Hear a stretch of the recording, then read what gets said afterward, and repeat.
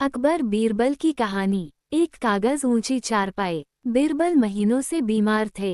दरबार में वह नहीं आ रहे थे। शहंशाह अकबर से जब बीरबल को देखे बिना नहीं रहा गया तो वो 2 सैनिकों के साथ उनके घर पर पहुंच गए। अकबर को अपने घर पर देखकर बीरबल का बीमार चेहरा खिल गया। अकबर ने उनसे उनके स्वास्थ्य के बारे में जैसे ही पूछा, बीरबल उठकर शौचालय की ओर दौड़ पड़े। बीरबल के जाते ही अकबर के मन में विचार आया कि क्यों न बीरबल के बुद्धि बल की परीक्षा ली जाए। देखिए, बीमारी की हालत में बीरबल का दिमाग उतना ही चलता है या कुछ बदलाव आ गया है।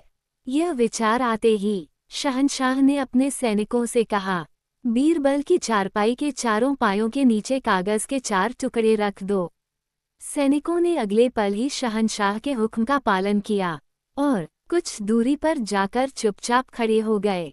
इतने में बीरबल शौचालय से आ गए और चारपाई पर लेट गए, लेकिन वो अगले पल ही सिर उठाकर चारपाई के चारों तरफ देखने लगे। बादशाह अकबर ने उनको अपनी बातों में उलझाकर रखने की बहुत कोशिश की, लेकिन बीरबल का ध्यान इधर उधर भटक ही जाता।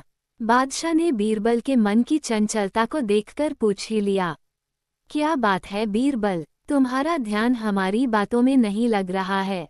बीरबल बोले, हुजूर, मुझे जाने क्यों ऐसा जान पड़ता है जैसे कमरे में कुछ बदलाव किया गया है। ये केवल तुम्हारा भ्रम है बीरबल, कमरे में कहीं कोई बदलाव नहीं हुआ है। जैसा पहले था वैसा ही अभी भी है। बादशाह ये कहकर शांत हो गए। नहीं जहां पनाह, या तो मेरे घर की दीवारें कागज भर जमीन के नीचे चली गई हैं, या मेरी चारपाई एक कागज की मोटाई जितनी ऊंची हो गई है। बीरबल की बातें सुनकर शहंशाह अकबर बोले, बीरबल, तुम बीमार हो और ऐसे में दिमाग में कुछ न कुछ उल जलूल विचार आ ही जाते हैं। शहंशाह ने बीरबल को भ्रमित करना चाहा, लेकिन चतुर बीरबल सब समझ गए और बोले, हुजूर, यह मेरे मन का भ्रम नहीं है। मैं बीमार हूँ लेकिन मेरी बुद्धि बीमार नहीं है।